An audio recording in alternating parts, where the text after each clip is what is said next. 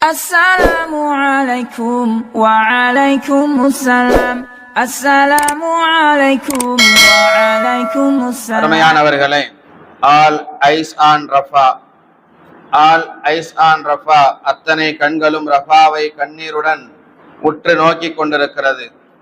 அத்தனை கண்களும் ரஃபாவை கண்ணீருடன் உற்று நோக்கி கொண்டிருக்கிறது என்கிற தொடர் இப்போது உலகமெல்லாம் உச்சரிக்கப்படும் தொடராக மாறியுள்ள நிலையில் இதற்கான காரணம் குறித்து நாம் பார்க்கலாம்.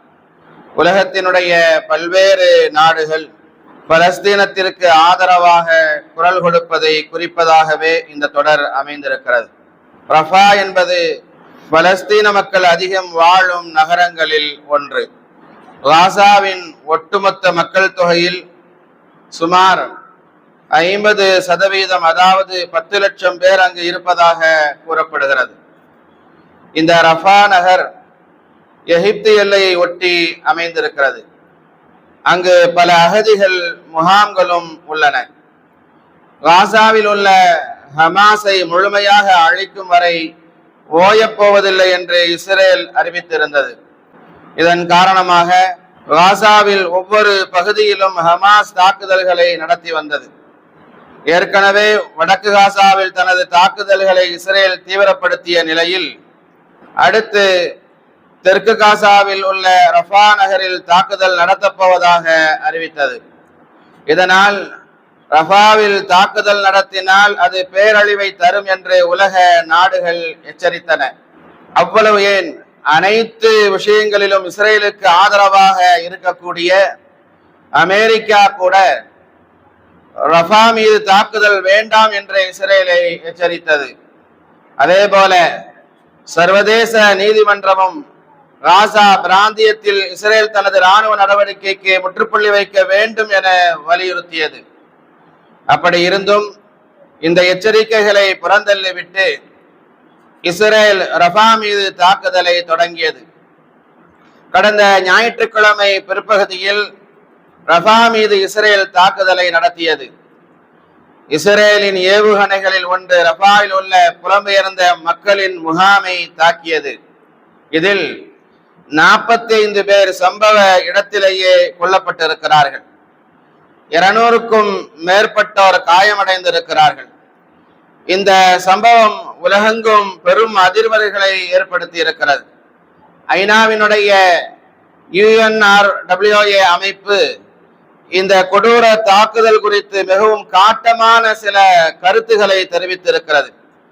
இது குறித்து அவர்கள் கூறும்போது, பூமியில் உள்ள நரகமாக, பூமியில் இருக்கக்கூடிய நரகமாக காசா மாறிவிட்டது என்பதாக சொல்கிறார்கள். காசா மக்கள் தாக்குதலில் இருந்து தப்பித்து பாதுகாப்பான இடங்களுக்கு செல்ல முயல்கிறார்கள். ஆனால் துரதிர்ஷ்டவசமாக காசாவில் பாதுகாப்பான இடம் என்றே ஒன்று இப்போது இல்லை என்பதாக சொல்கிறார்கள். இந்த சூழலில் தான் இஸ்ரேல் பிரதமர் பெஞ்சமின் நெதன்யாகுவும் ரஃபா தாக்குதல் துரதிர்ஷ்டவசமானது என்றும் அது பெரிய தவறுதான் என்றும் கூறினார். பொதுமக்களுக்கு ஆபத்து ஏற்படுத்தக்கூடாது என்று பல்வேறு முயற்சிகளை தாங்கள் எடுத்த போதிலும் அதையும் தாண்டி இந்த தவறு நடந்துவிட்டதாக அவர் வேதனை தெரிவித்தார்.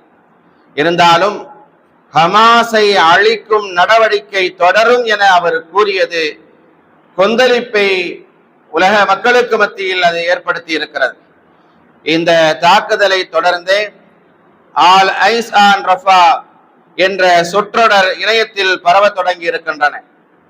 அருமையானவர்களே, பொய் பேசும் அரக்கர்கள் இந்த இஸ்ரேல் யூதர்கள். ரஃபாவில் ஹமாஸின் தளபதிகள் மற்றும் வீரர்கள் ஒளிந்திருக்கின்றனர். அங்கு அமைக்கப்பட்டுள்ள பாதாள அறையில் ஆயுதங்கள் குவிக்கப்பட்டிருக்கிறது. பிணை கைதிகளும் அங்கேதான் எங்கோ அடைத்து வைக்கப்பட்டிருக்கிறார்கள். ஆகவே எங்கள் இலக்குகளை அடையும் வரை, ஹமாஸை அழிக்கும் வரை எங்கள் போரை நிறுத்த மாட்டோம் என இஸ்ரேல் அதிபர் நெதன்யாகு அறிவித்திருக்கிறான். இதற்கு முன்னால் ஈராக்கின் மீது அமெரிக்கா போர் தொடுத்த போது பேரழிவு ஆயுதங்கள் இருக்கிறது என்றது. ஆப்கானிஸ்தானை அமெரிக்கா தாக்கிய போதும் இதே குற்றச்சாட்டை முன்வைத்தது. இறுதியில் ஈராக்கும் ஆப்கானிஸ்தானும் இல்லாமல் போனதும் லட்சக்கணக்கான மக்களின் உயிர் போனதும் தான் மிச்சம். எனவே இவர்கள் இஸ்லாத்திற்கு எதிரான துவேஷத்தை மனதில் வைத்துக் கொண்டு வெளியே கபட வார்த்தைகளை கூறி கூசாமல் பொய் பேசுவார்கள். அருமையானவர்களே, காலம் காலமாக இந்த உலகத்தில் ஏகத்துவவாதிகளை, இஸ்லாமியர்களை எதிர்கொள்ள தைரியம் இல்லாமல் இப்படியான புழுகு மூட்டைகளை அவிழ்த்து விடுவதையே இவர்கள் வழக்கமாக வைத்திருக்கிறார்கள். இந்த இஸ்லாமிய விரோத போக்கை கடைபிடிக்கக்கூடியவர்கள், இவர்களது நோக்கம் இஸ்லாமியர்களை அழிக்க வேண்டும் என்பது மட்டும்தான். அருமையானவர்களே, அல்லாஹ் சுப்ஹானஹு தஆலா சூரத்துல் புரூஜில் ஒரு சம்பவத்தை, முன்னால் நடந்த ஒரு வரலாற்றை நமக்கு நினைவுபடுத்துகிறார். நபிகள் பெருமானார் ஸல்லல்லாஹு அலைஹி வஸல்லம் அவர்களுக்கு அல்லாஹ் அதை அறிவித்துக் கொடுத்தான். கிடங்குவாசிகளை குறித்து சூரத்துல் புரூஜில் அல்லாஹ் தஆலா பேசுகிறார். பிஸ்மில்லாஹிர் ரஹ்மானிர் ரஹீம். வஸ்ஸமாஇ ஸாத்தில் புரூஜ். உறுதியான கோட்டைகளை கொண்ட வானத்தின் மீது சத்தியமாக என்று வானத்தின் மீது சத்தியமிட்டு விட்டு, வல் யௌமில் மவ்ஊத், வாக்களிக்கப்பட்ட அந்த நாளின் மீது சத்தியமாக என்பதாக சொல்கிறார். வாக்களிக்கப்பட்ட அந்த நாள் என்பது அது கியாமத் நாள். அந்த கியாமத் நாளின் மீது சத்தியமாக. வஷாஹிதின் வமஷ்ஹூத், ஷாஹித் என்று சொன்னால் அது ஜும்மாவினுடைய நாள், மஷ்ஹூத் என்று சொன்னால் அரஃபாவினுடைய நாள். அந்த ஜும்மாவினுடைய நாளின் மீது சத்தியமாக, அரஃபா நாளின் மீது சத்தியமாக என்று சத்தியமிட்டு விட்டு அல்லாஹு தஆலா அடுத்து கிடங்குவாசிகளை குறித்து அடுத்து வருகிற வசனத்தில் பேசுகிறார். யார் அந்த கிடங்குவாசிகள் என்பதை குறித்து நபிகள் பெருமானார் ஸல்லல்லாஹு அலைஹி வஸல்லம் அவர்கள் சஹாபாக்களுக்கு மத்தியில் சொல்லுகிற போது, ஈசா அலைஹிஸ்ஸலாத்து வஸ்ஸலாம் அவர்களுடைய வருகைக்கு பின்னால் வந்தவர்கள் அந்த மக்கள். அந்த காலகட்டத்தில் துன் நவாஸ் என்கிற ஒரு அரசன் இருந்தான். அவன் தன்னை இறைவன் என்பதாக சொல்லிக் கொண்டிருந்தான். இஸ்லாத்தை, தூய மார்க்கத்தை வெறுக்கக்கூடியவனாக அவன் இருந்தான். அவனுடைய ஆட்சியின் கீழ் ஒரு சூனியக்கார கிழவன் ஒருவன் இருந்தான். அந்த சூனியக்கார கிழவன் ஒரு நாள் அந்த துன்னவாஸ் என்று சொல்லப்படுகிற அந்த மன்னனிடத்திலே வந்து, என்னோடு இந்த சூனிய கலை என்பது அது முடிந்துவிடக் கூடாது, நீங்கள் உங்களுடைய நாட்டிலிருந்து ஒரு நபரை தேர்வு செய்து தாருங்கள், அவருக்கு இந்த கலையை நான் கற்றுக் கொடுக்கிறேன் என்பதாக சொல்ல, அந்த ஊரில் இருக்கக்கூடிய அறிவில் சிறந்திருக்கிற ஒரு சிறுவனை அந்த துன்னவாஸ் என்கிற அந்த மன்னன் தேர்வு செய்து சூனியத்தை கற்றுக்கொள்வதற்காக வேண்டி அந்த சூனியக்கார கிழவனிடத்தில் அந்த மன்னன் அனுப்பி வைத்தான். தினமும் சூனியத்தை கற்றுக்கொள்வதற்காக அந்த சிறுவன் செல்ல ஆரம்பித்தான். அப்பொழுது வழியிலே ஒரு ஆலிமை, ஒரு அறிஞரை அந்த சிறுவன் சந்திக்கிறான். அந்த ஆலிம், அந்த அறிஞர் மார்க்கத்தை, இஸ்லாத்தை, அல்லாஹ் ஒருவன் இருக்கிறான், அவனை மட்டும்தான் வணங்க வேண்டும், நம்முடைய நாட்டில் இருக்கிற மன்னன் அவன் இறைவன் இல்லை என்கிற அந்த ஏகத்துவ பாடத்தை அந்த சிறுவனுக்கு கற்றுக் கொடுத்தார். அந்த சிறுவன் அங்கே சூனியக்கார கிழவனிடத்திலே சென்று சூனியத்தையும், இந்த ஆலிமிடத்திலே சென்று இஸ்லாத்தை, மார்க்கத்தை, ஏகத்துவத்தையும் படித்து வருவதை வழமையாக ஆக்கி கொண்டிருந்த சமயம் அந்த சிறுவன் யோசிக்கிறான், எது உண்மையாக இருக்கும்? நாம் படித்துக் கொண்டிருக்கிற இந்த சூனியம் அது உண்மையானதா, அல்லது இந்த ஆலிம் அறிஞர் சொல்லித் தருகிற, கற்றுத்தருகிற இந்த ஏகத்துவம், இஸ்லாமிய மார்க்கம் என்பது இது உண்மையானதா, அறிந்து கொள்ள வேண்டும் என்கிற அந்த எண்ண ஓட்டத்தோடு இருந்து கொண்டிருக்கிற போது ஒரு கிராமத்தின் வழியாக, ஊரின் வழியாக அந்த சிறுவன் வருகிற நேரம் மக்களை எல்லாம், பொதுமக்களை பயமுறுத்தக்கூடிய விதத்திலே காட்டிலிருந்து வந்திருக்கிற ஒரு சிங்கம் அல்லது அது போன்ற மிக கொடூரமான ஒரு மிருகம் அது வழியில் வந்து நிற்கிற அந்த சமயம் மக்கள் எல்லாம் பயந்து அதை பார்த்து ஓடிக்கொண்டிருக்கிற அந்த நேரத்தில் இந்த சிறுவன் இப்பொழுது யோசிக்கிறான், இதை வைத்து நாம் டெஸ்ட் பண்ணிவிட வேண்டியதுதான். கையில் ஒரு சிறிய கல்லை எடுக்கிறான். இப்பொழுது இந்த கல்லை கொண்டு நான் மிக பயங்கரமான மிருகமாக இருக்கிற, தாக்குதல் நடத்துகிற இந்த கொடூர அந்த மிருகத்தை இந்த கல்லை கொண்டு நாம் எறிவோம்.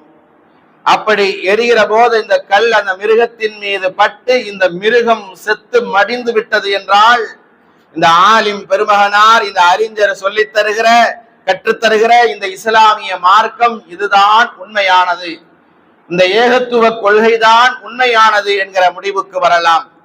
அப்படி இல்லாமல் இந்த கல்லுக்கு அந்த மிருகம் சாகவில்லை என்று சொன்னால், அந்த சூனியக்கார கிழவன் கற்றுத்தருகிற அந்த சூனியமே சிறந்தது என்கிற முடிவுக்கு வரலாம் என்கிற எண்ணம் அந்த சிறுவனினுடைய உள்ளத்தில் எழுகிற போது, அதை பரீட்சித்து பார்ப்பதற்காக வேண்டி அந்த சிறுவனை நோக்கி வந்து கொண்டிருக்கிற அந்த மிருகத்தை அந்த கல்லை கொண்டு அந்த சிறுவன் எரிகிறான். அந்த சிறு கல் அந்த மிருகத்தின் மீது பட்டவுடன் அந்த மிருகம் செத்து கீழே விழுகிறது. அப்பொழுது அந்த சிறுவனுடைய ஈமான் அது உறுதிமிக்கதாக மாறி போகிறது. நபி ஈசா அலைஹிஸ்ஸலாத்து வஸலாம் அவர்களுக்கு அல்லாஹ் சுப்ஹானஹு வ தஆலா சில முஅஜிசாக்களை கொடுத்திருந்தான். பார்வையற்ற குருடர்களாக இருப்பவர்களுக்கு அவர்கள் அல்லாஹ்வினுடைய உதவியை கொண்டு கையை வைத்து தடவினார்கள் என்று சொன்னால் அவர்கள் பார்வை பெற்றார்கள். வெண்குஷ்ட நோய் பிடித்தவர்களாக இருந்தவர்களுக்கு தன்னுடைய பொற்கரத்தால் நபி ஈசா அலைஹிஸ்ஸலாத்து வஸலாம் அவர்கள் தடவினார்கள் என்று சொன்னால் அவர்களுடைய நோய் நீங்கியது. அந்த முஅஜிசாவை இந்த சிறுவனுக்கும் அல்லாஹ் சுப்ஹானஹு வ தஆலா கொடுத்திருந்தான். இப்பொழுது அதன் மூலமாக வைத்தியம் பார்த்து கொண்டிருந்தார் அந்த சிறுவன். இந்த நேரத்தில் அரசவையில் அமைச்சராக இருக்கக்கூடிய ஒரு அமைச்சர், அவருக்கு கண் பார்வையற்றவராக இருந்தார். தனது கண் பார்வை கிடைக்க வேண்டும் என்பதற்காக இந்த சிறுவனிடத்திலே வந்து நிற்கிறார். இப்பொழுது இந்த சிறுவன் சொன்னான், கண் பார்வையை கொடுப்பது என்பது அது என்னால் முடியாத காரியம். உங்களுக்கு கண் பார்வையை தர வேண்டும் என்று சொன்னால் அது அல்லாஹ்வால் மட்டும்தான் தர முடியும். அல்லாஹ் என்று நான் சொல்வது, நீங்கள் எந்த மன்னரை பார்த்து இறைவன் என்பதாக சொல்லிக் கொண்டிருக்கிறீர்களோ அந்த மன்னன் இறைவன் அல்ல. எல்லாவற்றையும் படைத்து பரிபாலித்துக் கொண்டிருக்கிற ஏக இறைவன் ஒருவன் இருக்கிறான். அவனை நீங்கள் நம்ப வேண்டும். அவன்தான் உங்களுக்கு கண்களினுடைய பார்வையை தருகிற சக்தியுடையவன் என்பதாக அந்த சிறுவன் சொன்னபோது அந்த ஈமானை, அந்த இஸ்லாத்தை அந்த அமைச்சர் ஏற்றுக்கொள்கிறார். அல்லாஹ்வினுடைய உதவியை கொண்டு அவர் கண் பார்வையை பெறுகிறார். கண் குருடராக இருந்த அந்த அமைச்சர் இப்பொழுது அரசவைக்கு செல்கிறார். அந்த மன்னன் பார்க்கிறான், அமைச்சரே உங்களுக்கு கண்கள் தெரியாது, எப்படி இந்த கண்கள் தெரிய வந்தது? அல்லாஹ் எனக்கு பார்க்கும் சக்தியை தந்தான். யார் அந்த அல்லாஹ் என்பதாக கேட்டபோது, உங்களையும் என்னையும் படைத்து பரிபாலித்துக் கொண்டிருக்கிற ஏக இறைவன் ஒருவன் இருக்கிறான், அவன்தான் அல்லாஹ் என்பதாக அந்த ஏகத்துவ கொள்கையை அந்த அமைச்சர் சொன்னபோது, இந்த இஸ்லாத்தை, இந்த தூய மார்க்கத்தை நீ விட்டுவிட வேண்டும், என்னுடைய பழைய மார்க்கத்திலேயே நீ நிலைத்திருக்க வேண்டும், என்னையே மன்னராக இருக்கிற என்னையே நீ இறைவன் என்பதாக சொல்ல வேண்டும் என்பதாக சொன்னபோது அந்த அமைச்சர் அதை ஏற்பதற்கு மறுத்துவிட்டார். யார் இந்த இஸ்லாத்தை உனக்கு எடுத்து சொன்னது என்பதாக கேட்டபோது அந்த அமைச்சர் அந்த சிறுவனை கை காட்டினார். அந்த சிறுவன் அழைத்து வரப்பட்டான். உனக்கு யார் இந்த மார்க்கத்தை கற்றுத்தந்தது என்பதாக கேட்ட அந்த நேரத்தில் அந்த சிறுவன் அந்த ஆலிமை, அறிஞரை கை காட்டினான். இப்பொழுது அந்த அறிஞர் அழைத்து வரப்படுகிறார். மன்னருக்கு முன்னால் 3 நபர்களும் நிறுத்தி வைக்கப்பட்டிருக்கிறார்கள். காவலாளிகளின் மூலமாக அமைச்சருடைய தலையிலே ஒரு ரம்பத்தை வைத்துக் கொண்டு, நீ கொண்டிருக்கக்கூடிய அந்த இஸ்லாத்தை, ஈமானை விடப்போகிறாயா அல்லது உன்னுடைய உயிரை விடப்போகிறாயா? அப்பொழுது அந்த அமைச்சர் சொன்னார், என் உயிரையே விட்டாலும் நான் விடுவேனே தவிர நான் கொண்டிருக்கிற அந்த ஈமானை, இஸ்லாத்தை நான் விடமாட்டேன், உன்னை நான் இறைவன் என்பதாக ஏற்றுக்கொள்ள மாட்டேன் என்பதாக சொன்னார். அந்த ரம்பத்தின் மூலமாக அமைச்சரினுடைய உடல் தலையிலிருந்து அப்படியே 2ஆக பிளக்கப்பட்டது. அவர் ஷஹீதாக்கப்பட்டார். 2வதாக அந்த ஆலிம், அறிஞருடைய தலையிலே அந்த ரம்பம் வைக்கப்பட்டது. இஸ்லாத்தை விட்டு விடுகிறாயா, நீ கொண்டு வந்திருக்கிற அந்த மார்க்கத்தை விடுகிறாயா, அல்லது உயிரை இழக்க தயாராக இருக்கிறாயா? என் உயிரே போனாலும் நான் கொண்டிருக்கிற அந்த ஈமானை இழப்பதற்கு நான் தயாராக இல்லை. அவருடைய உடலும் 2ஆக பிளக்கப்படுகிறது. இப்பொழுது அந்த சிறுவனிடத்திலே கேட்கப்படுகிறது, அவர்களுக்கு ஏற்பட்ட அதே நிலைதான் உனக்கும் ஏற்படும், நீ கொண்டிருக்கக்கூடிய அந்த ஈமானை விட்டுவிடு. இந்த நேரத்தில் அந்த சிறுவன் ஈமானை விடுவதற்கு தயாராக இல்லை என்பதாக சொன்னபோது அந்த மன்னன், அவன் சூனியத்தின் மீது அதிகமான நாட்டம் கொண்டவன், அதை நம்பக்கூடியவன், அவன் சொன்னான் காவலாளிகளை பார்த்து, இந்த சிறுவன் சூனிய கலைகளை கற்ற ஒரு சிறுவனாக இருக்கிறான்.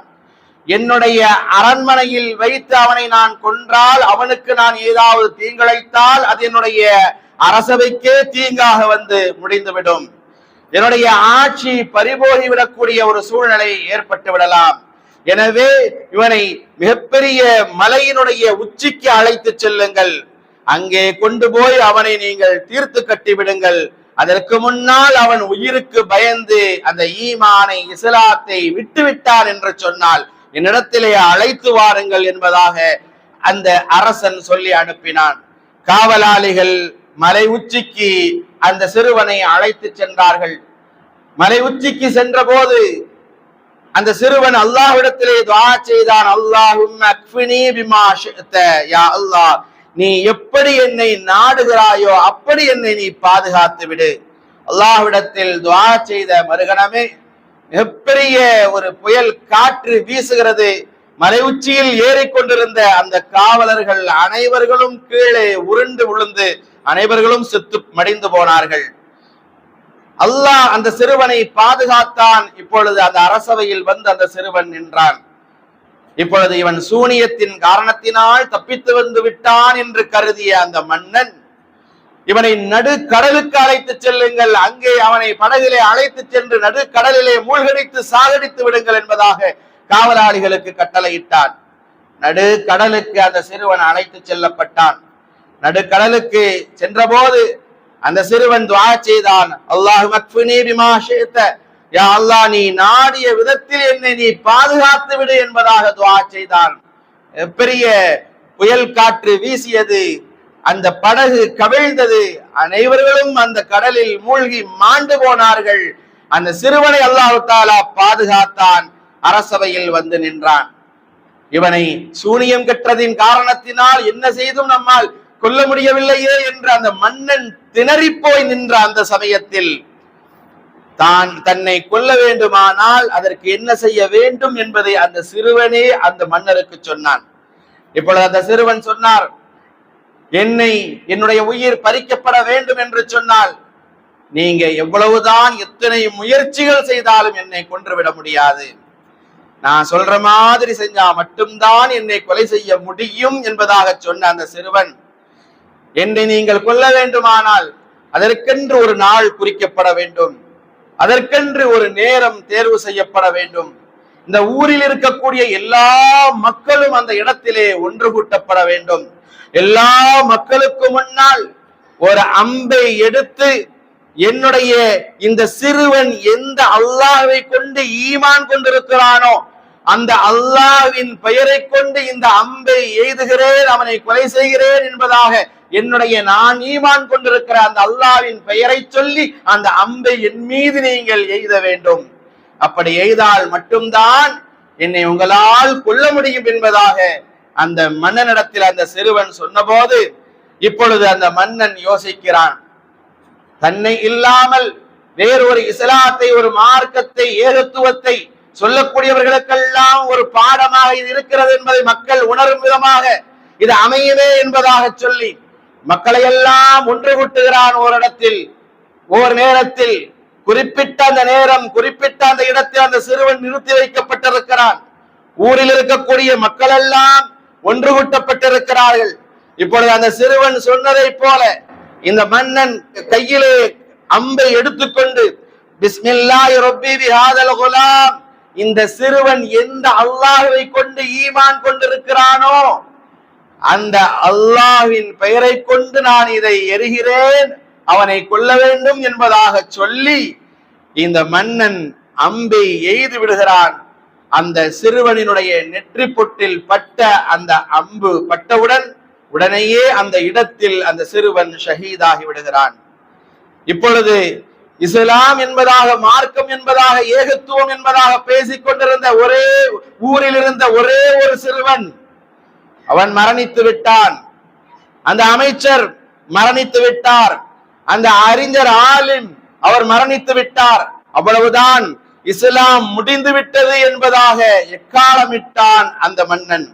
ஆனால் மக்கரு மக்கர் அல்லாஹ், அல்லாஹ் சூழ்ச்சியாளர்களுக்கெல்லாம் மிகப்பெரிய சூழ்ச்சியாளன். அவன் இஸ்லாம் இதோடு முடிந்து விட்டது, நம்மைதான் எல்லா மக்களும் இறைவன் என்பதாக சொல்வார்கள், அந்த மார்க்கத்தை, ஏகத்துவத்தை, இஸ்லாத்தை நாம் அழித்து விட்டோம் என்பதாக கொக்கரைத்து நின்று கொண்டிருந்தான். அந்த நேரத்தில் அந்த சிறுவனின் மீது அந்த அம்பு பட்டு அவன் ஷஹீதான போது சுற்றி நின்று பார்த்து கொண்டிருந்த அந்த மக்கள் எல்லாம் உணர்ந்து கொண்டார்கள், இந்த சிறுவனை என்ன செய்தும் கொலை செய்ய முடியவில்லை, கொல்ல முடியவில்லை. ஆனால் அந்த சிறுவன் இது நாள் வரைக்கும் எந்த இறைவனை வணங்கிக் கொண்டிருக்கிறேன் என்பதாக சொன்னானோ, எந்த ஏகத்துவத்தில், எந்த மார்க்கத்தில், எந்த இஸ்லாத்தில் இருப்பதாக சொன்னானோ, அந்த இஸ்லாத்தினுடைய அதிபதியாக எல்லாவற்றையும் படைத்து பரிபாலித்துக் கொண்டிருப்பவன் என்பதாக சொல்லப்படுகிற அந்த அல்லாஹ்வின் பெயரை சொல்லி அந்த சிறுவனை கொல்ல முடிகிறது என்று சொன்னால், அப்படியானால் அந்த அல்லாஹுதான் உண்மையானவன், அவன்தான் நிலையானவன், அவன்தான் உண்மையான இறைவன் என்பதை சுற்றி இருந்து பார்த்து கொண்டிருந்த மக்கள் எல்லாம் அந்த நேரத்தில் உணர்ந்து கொண்டார்கள். ஒரு சிறுவன் அவன் ஷஹீதானான். அங்கே கூடி குழுமி இருந்த ஆயிரக்கணக்கான லட்சக்கணக்கான அந்த நாட்டினுடைய மக்கள் அந்த நேரத்தில் ஒரே குரலில் ஒலித்தார்கள், சொன்னார்கள், அஷ்ஹதல்லா இலாஹ இல்லல்லாஹ், அஷ்ஹதல்லா இலாஹ இல்லல்லாஹ் என்ற கலிமாவை மொழிந்து இஸ்லாத்தை ஏற்றுக்கொண்டார்கள். ஏகத்துவவாதிகளாக மாறி போனார்கள். அரண்டு போனான் மன்னன். இவனை நாம் முடித்து விட்டால் எல்லாம் முடிந்தது என்பதாக நினைத்தோம், தோற்றுவிட்டோமே. இந்த மக்கள் எல்லாம் இப்பொழுது நமக்கு எதிராக நிற்கிறார்களே, தூய மார்க்கத்தை, இஸ்லாத்தை ஏற்றுக்கொண்டார்களே என்பதாக சொல்லி இப்பொழுதுதான் அந்த மன்னன் சொன்னான், நீங்கள் அனைவர்களும் கொண்டிருக்கிற அந்த ஈமானை, இஸ்லாத்தை நீங்கள் விட்டு விடுங்கள். அப்படி இல்லை என்று சொன்னால் இங்கே ஒரு கிடங்கு, நெருப்பு கிடங்கை நான் ஏற்படுத்துவேன்.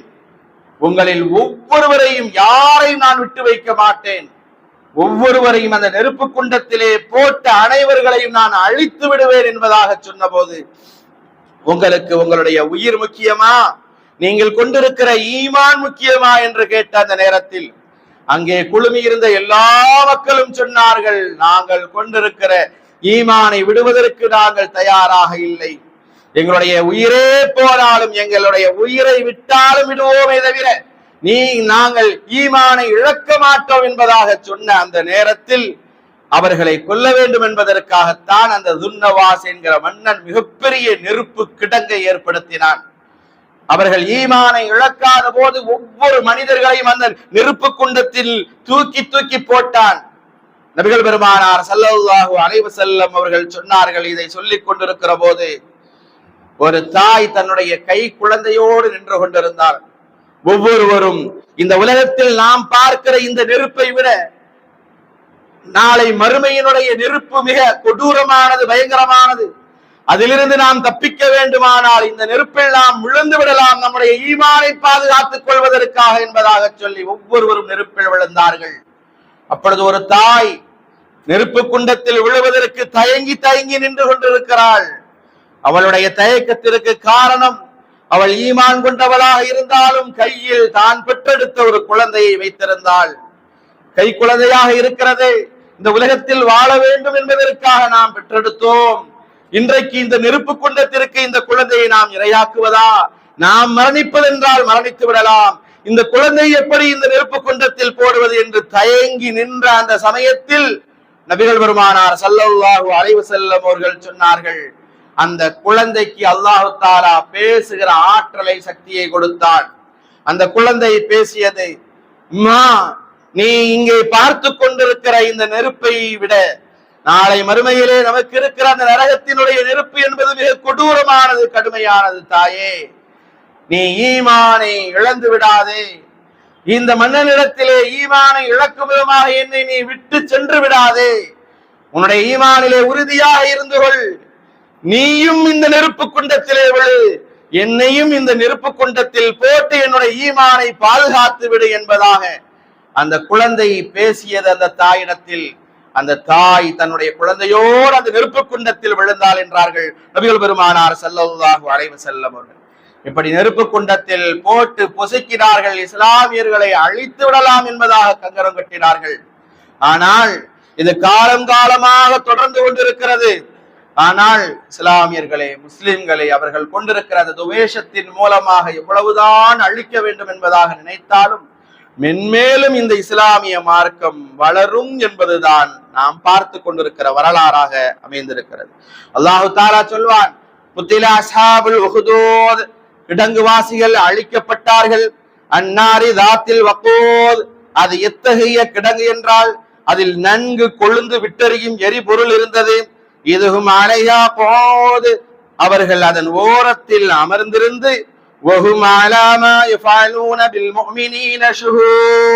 இறை நம்பிக்கையாளர்களுக்கு, அந்த முஸ்லிம்களுக்கு தாம் செய்து கொண்டிருந்த அந்த அக்கிரம செயல்களை பார்த்து ரசித்தவண்ணும் இருந்தார்கள்.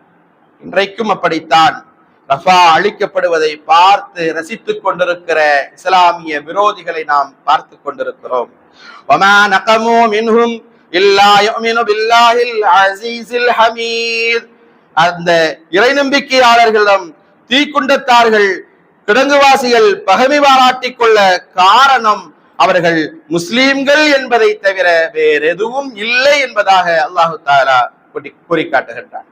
அல்லதீ லஹு முல்கு ஸமாவாதி வல் அர்த் வல்லாஹு அலா குல்லி ஷைஇன் ஷஹீத்.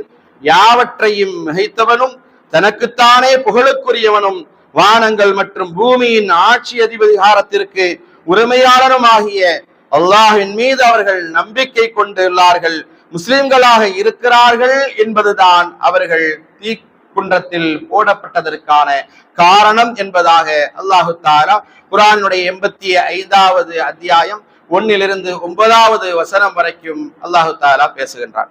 அருமையானவர்களே, சோதனை மட்டும்தான் இந்த உம்மத்திற்கு சொந்தமா? முஸ்லிம் உம்மத் இந்த உலகத்தில் எல்லா காலத்திலும் சோதனைகளை எதிர்கொண்டு வந்திருக்கிறது. இனி வரும் காலங்களிலும் மறுமை நாள் வரையிலும் இந்த உம்மத் சோதனைகளை எதிர்கொள்ள காத்திருக்கிறது. சோதனைகளில் இருந்து மகத்தான விடுதலையையும் மீட்சியையும் இந்த உம்மத் எல்லா காலங்களிலும் பெற்றும் இருக்கிறது.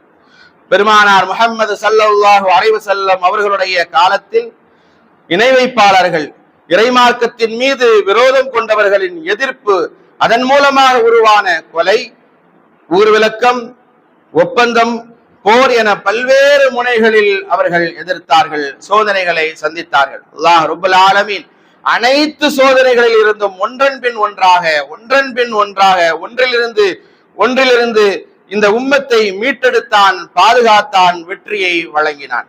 பெருமானார் முஹம்மது ஸல்லல்லாஹு அலைஹி வஸல்லம் அவர்களுடைய மறைவுக்கு பின்னால் நபித்தோழர்களின் காலகட்டம், அதற்கு பின்னால் தாபியீன்கள், இமாம்கள் காலகட்டம் என தொடர்ந்து கடந்த 1400 ஆண்டுகளாக இந்த உம்மத் சோதனைக்கு உள்ளாவதும் அதிலிருந்து மீட்சி பெறுவதுமாக பல்வேறு அம்சங்களை, வரலாற்று முக்கியத்துவம் வாய்ந்த தரவுகளை, நிகழ்வுகளை நாம் குறிப்பிடலாம்.